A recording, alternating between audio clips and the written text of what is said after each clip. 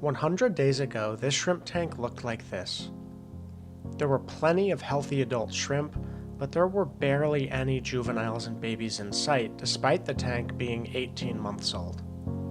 If you've kept shrimp before, you're probably wondering how that's even possible.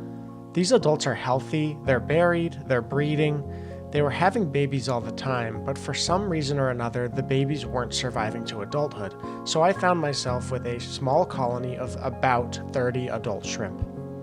This colony started with 8 adult shrimp, so our population grew, but for whatever reason it stagnated completely. If you watched my last video in this series, which is the 30-day update, things seemed to be going really well. I was dosing half a scoop of powdered food every single day, specifically a food called Shrimp Baby, in hopes that it would increase the survival rate of the babies. Unfortunately, this turned out not to work very well. Around the 40-day mark, a lot of the babies didn't make it, and actually I was seeing some deaths in the adults as well. I genuinely believe that the incredibly high protein count of that powdered food was causing them to fail their molts because they were essentially growing too fast. Luckily, however, things turned around really quickly when I started trying out a new method. Take a look at what this tank looks like 100 days later.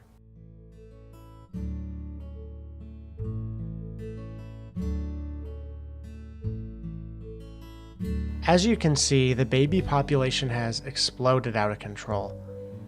What you're seeing here is less than half of what's in the tank.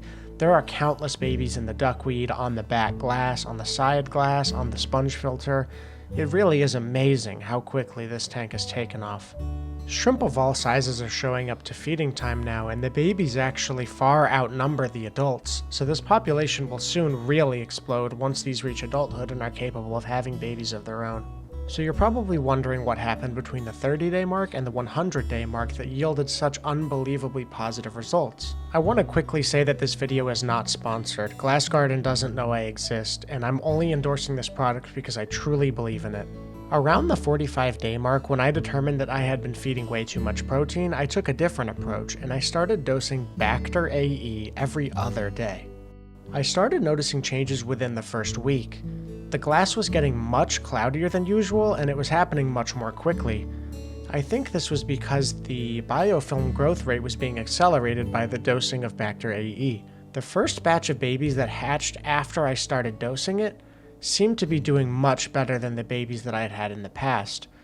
They were all over the glass, and they were eating away on that biofilm, and it seemed like they were significantly more active despite being relatively sedentary. It's worth noting that I don't believe that Bacter AE is a one-step solution to all of your problems when it comes to breeding shrimp and increasing baby survival.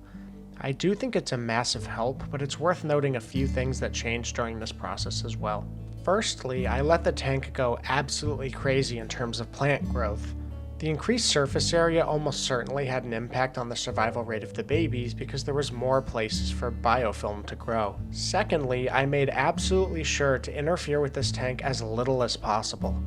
The parameters remained extremely stable, and I very rarely changed anything about it. Now, in the interest of keeping this tank stable and keeping the parameters consistent, I am not going to be tearing this tank apart to count each and every individual shrimp. I can be absolutely certain, though, that there are at least 100 shrimp in this tank, and it would not surprise me if we were pushing 200. So in closing, I was able to dramatically increase the survival rate of my baby shrimp and lead to a huge population explosion in this tank. The way I did that, firstly, was by dosing Bacter AE every other day. It's important to note that this was a very small dose, less than the size of a grain of rice, and I shook it up in a bottle full of tank water and then distributed it evenly throughout the tank.